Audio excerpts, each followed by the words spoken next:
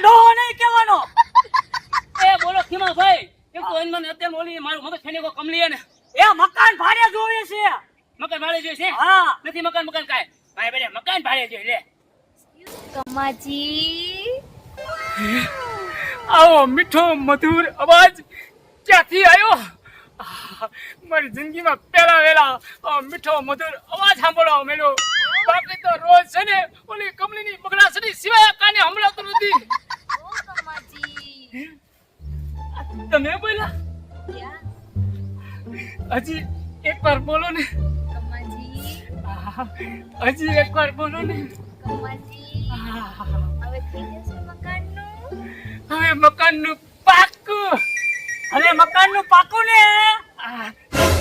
હજી તો ઊભો છો હે હવે જા તું હા હવે હું જાઉં. હા